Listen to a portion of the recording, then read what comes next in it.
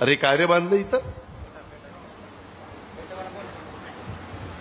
त्यांनी काय आमच्या आज माय माऊलींना आणि माझ्या मुलींना बहिणींनाच फेटा शोभून दिसतोय, आपल्याला काही दिसेना म्हणून काढून टाक. त्याच्यामध्ये घरी जायच्या आधी एक सेल्फी काढा तुमचा आणि नंतर नवऱ्याला दाखवा, बाग बाग कस काय. दादानी पण कौतुक केलं, शाण्यात तू तर कधीच कौतुक करत नाही, बाग दादानी कौतुक केलं असं सांगा. गमतीचा भाग जाऊ द्या, परंतु माझ्या मायमाऊलींनो, एकंदरीतच ह्या सगळ्या गोष्टी करत असताना केंद्र सरकारच्या विचाराचं राज्याचं सरकार गेलं तिथं निवडून तर आपल्याला अधिकचा पैसा मिळेल.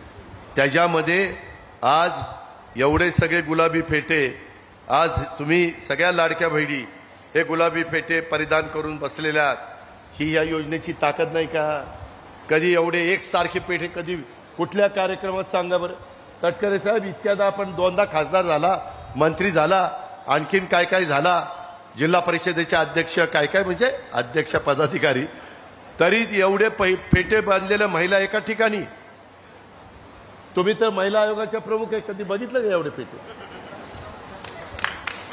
ही किमया माझी लाडकी बहीण, माझ्या लाडक्या बहिणीची किमया. एवढी जबरदस्त ताकद, एवढी जबरदस्त ईर्ष्या, एवढा जबरदस्त उत्साह माझ्या मायमाऊलींच्या मनामध्ये निर्माण झालेला आहे आणि तो आम्हाला पुढे टिकवायचा आहे. काळजी करू नका, मी तुमच्या पाठीशी आहे. तुम्ही फक्त माझ्या पाठीशी उभं राहा, नाहीतर मी मागे बघितलं तर कुणीच नाही. तुम्ही लढ, तुम्ही म्हणायचं मला लढ, मी कपडे सांभाळतो, कपडे घेऊन जायचे पळून. आताच पहिलवान लोकांना शिरसोडी ना, तेव्हा का तिथं सांगते माझी बहीण 2 कोटीचं सोडलं. काळजी करू नको, अजून सोडू. आज इथून पुढं माझ्या महाराष्ट्रातल्या शेतकऱ्यांनी भावांनी 3, 5, 7.5 लाईट बिल इथून पुढं भरायचं नाही, मोफत. तुम्ही म्हणाल दादा इथून पुढचं भरायचं नाही, मागचं काय, मागचं काय? मागचंही काळजी करू नका.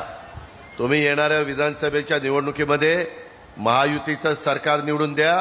घड्याळ, धनुष्यबाण, कमळ ह्या आमच्या खुणा आहेत. त्याच्यामध्ये काही ठिकाणी तालुक्यात घड्याळ असेल, काही तालुक्यात धनुष्यबाण असेल, काही तालुक्यात कमळ असेल.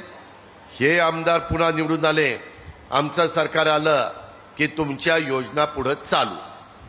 योजना चालू ठेवायच्या का नाही मायमाऊली तुमच्या हातात आहे. माझ्या शेतकरी बांधवांनो तुमच्या हातात आहे, तुम्ही ठरवायचं.